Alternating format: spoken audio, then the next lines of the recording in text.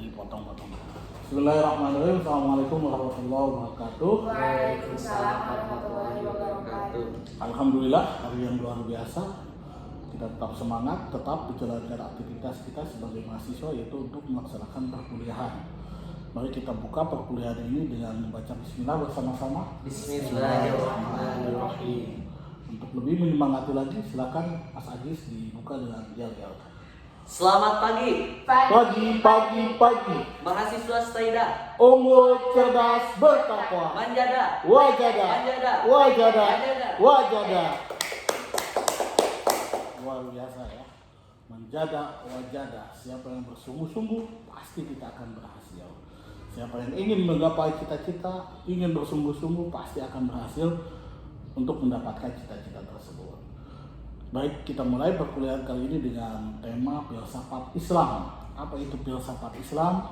Filsafat Islam adalah filsafat yang berkembang di dunia Islam atau di negara Timur Tengah. Indonesia juga sama, negara yang banyak mayoritas Islam. Bisa dibilang tokoh-tokoh kita di Indonesia ini adalah tokoh-tokoh filsafat Islam juga.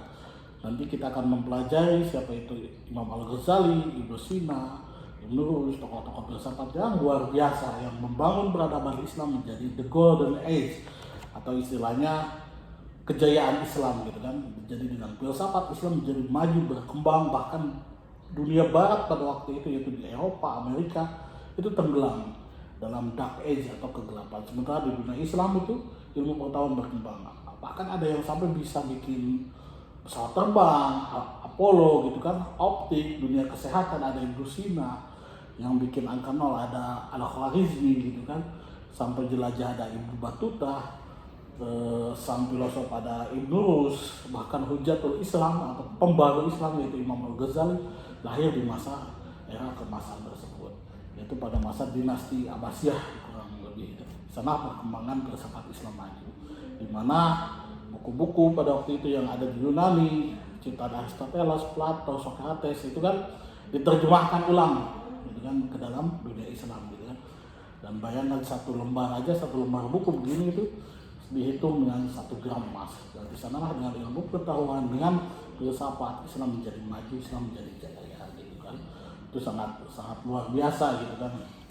Nah sekarang bagaimana teman-teman selaku mahasiswa gitu kan, bagaimana teman-teman selaku kaum muda itu masih bisa bersemangat, bersinergis untuk mendapatkan ilmu pengetahuan, belajar filsafat dan mengembalikan kembali kejayaan Islam seperti halnya di masa lalu. Silakan, ada yang ditanyakan? Boleh, Mas Adi, silakan Mas. Bagaimana filsafat Islam bisa diaplikasikan dalam kehidupan sehari-hari? Bagus, pertanyaan yang good gitu kan. Bagaimana filsafat Islam atau filsafat ya khususnya bisa disinergiskan atau diaplikasikan dalam kehidupan kita sehari-hari. Memang benar, jadi bahwa perkuliahan, ilmu pengetahuan kalau tidak diaplikasikan itu hilang, lupa gitu kan, bahkan terlewat gitu kan. Bayangkan aja kalau kita dulu kan pernah waktu SMP, SMA ikutan UTS, UN gitu kan, atau UAS sebenarnya ya. UN itu kan ada banyak mata kuliah mata pelajaran sehingga nilai kelulusannya itu diatur dari sana gitu kan. Kalau 70, 60 tidak lulus, kalau tidak lulus berarti mendok gitu kan, kalau istilahnya bahasa Sunda, jadi tetap di kelas sana gitu. Kalau di SMP itu gitu kan, kalau di SMA itu. Dan kelulusan itu tergantung nilai USBN itu ya, atau istilahnya dulu THB gitu kan, atau ada istilahnya UN gitu kan, ujian nasional gitu. Nah, ujian nasional itu kan banyak, ada matematika, ada fisika, ada kimia gitu kan. Kalau SMA itu anak IPA itu kan. Nah, sekarang dites lagi bagaimana kimianya, bagaimana IPA-nya, pasti udah pada lupa karena tidak diaplikasikan gitu kan dalam kehidupan kita sehari-hari. Nah, sekarang pertanyaannya bagaimana filsafat ini kan bisa diaktifasikan atau bisa diaplikasikan, dikompatibelkan dengan kehidupan kita sehari-hari. Itu mudah, yaitu bagaimana filsafat tersebut adalah cara berpikir gitu kan, kebijaksanaan gitu kan, way of life gitu kan, berpikir mendalam, berpikir secara kritis, berpikir secara global gitu kan, jadi inklusif, terbuka, jangan sampai pemikiran kita tertutup, pemikiran kita mandek, jumud, konservatif, kolot kalau dalam bahasa agamanya gitu kan. Setelah dari itu tidak akan membuka wawasan kita gitu kan. Karena semakin menutup diri, menutup pemikiran kita, maka informasi itu tidak akan masuk. Tapi kalau kita membuka diri, wawasan, informasi, segala hal masuk, dan kita tinggal memilah-milah ya, gitu kan. Contoh dengan belajar filsafat, wawasan kita semakin luas gitu kan, kita semakin tahu bahwa yang namanya MLM misalnya itu kan, itu hanya metode mengkayakan orang gitu kan. Kebanyakan penipuan, kebanyakan juga yang kaya-kaya itu yang sudah punya bintang di atas gitu kan. Kita tidak akan masuk MLM itu. Yang lagi viral sekarang adalah main slot ya, jadi slot gitu kan. Itu main slot itu istilahnya kayak permainan game online di HP, menyamakan gitu kan, kalau buah gitu kan, buah untuk dapat poin gitu kan. Atau istilah judi-judi metode yang lain, itu kan yang menang itu yang awal-awal aja gitu kan. Jadi yang akunnya baru daftar menang gitu, kesananya kalah gitu kan.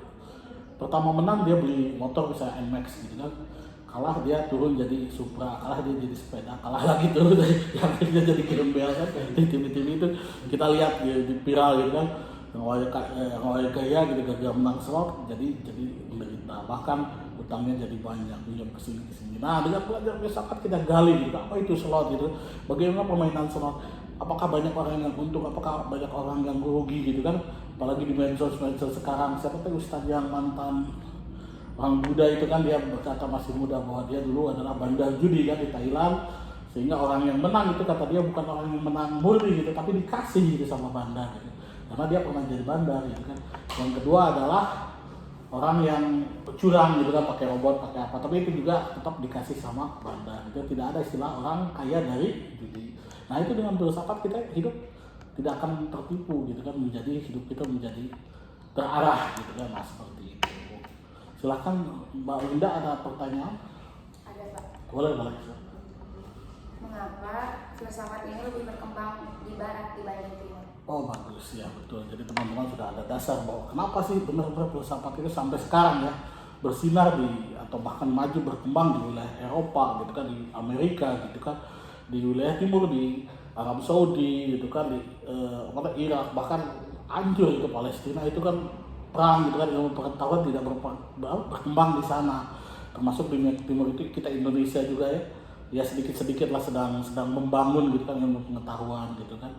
Nah, berkembangnya kok malah di barat gitu kan. Nah itu kan mungkin salah satu ada benarnya, yaitu hadis Nabi misal bahwa salah satu tanda kiamat adalah matahari berkembang atau matahari terbit dari barat ke timur. Itu mungkin kiasan loh. Ya mungkin sekarang mau kiamat karena matahari terbit dari barat, itu ilmu pengetahuan atau filsafat itu kenapa banyak di barat. Tapi kita tidak usah pesimis ya, kita harus optimis bahwa suatu saat juga dunia timur akan bangkit kembali, akan maju kembali yang filsafat dunia timur. Nah kenapa gitu kan, jadi pertanyaannya gitu kan. Karena pada waktu itu timur itu ya sejarahnya gitu kan, ada penjajahan bangsa Mongol, ada perang salib gitu kan.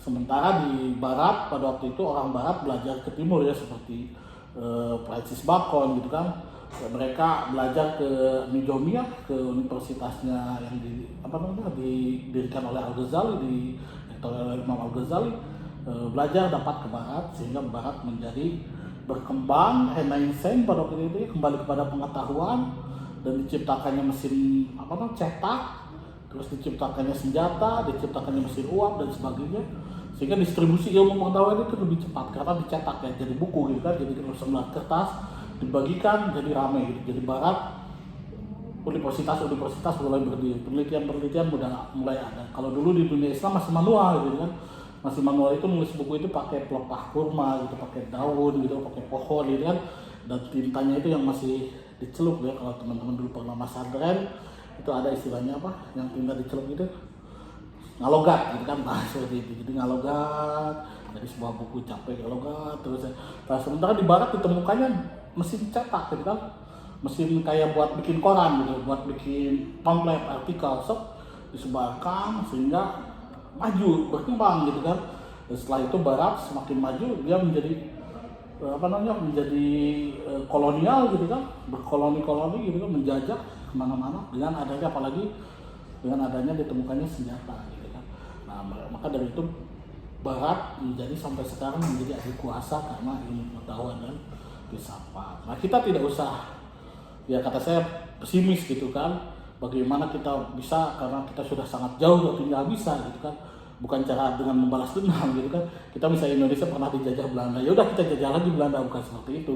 Bisa Indonesia ingin maju, tapi kemajuan Indonesia adalah dengan ilmu pengetahuan. Kita dengan duduk sejajar misalnya dengan bangsa Belanda di kancah dunia, misalnya di PBB gitu kan, di misalnya di Olimpiade, di mana-mana kita sama rata, sama punya harkat martabat yang sama, dan di sanalah kita sebagai menunjukkan bahwa kita juga bisa gitu kan, kita juga bisa mengalahkan mereka dengan ilmu pengetahuan gitu kan. Jadi kuncinya satu, yaitu di semangat gitu kan. Teman-teman apakah masih semangat berjuang, apakah masih semangat menuntut ilmu, apakah masih semangat untuk kuliah lah ya gitu, dengan semangat kuliah, dengan hadir dari sini itu menunjukkan bahwa teman-teman itu siap membangun kembali kejayaan Islam, siap membangun kembali ilmu pengetahuan, siap membangun kembali filsafat, khususnya mata kuliah ini yaitu filsafat Islam, mengembalikan kembali Islam di kejayaannya, dan bahkan ya kita harus optimis ya, Islam suatu saat akan kembali bersinar gitu kan, bahwa bumi suatu saat akan diwariskan ya. Kalau dalam bahasa Al-Quran itu yang menjadi khalifah itu adalah umat Islam ya. Dan tepuk tangan dulu.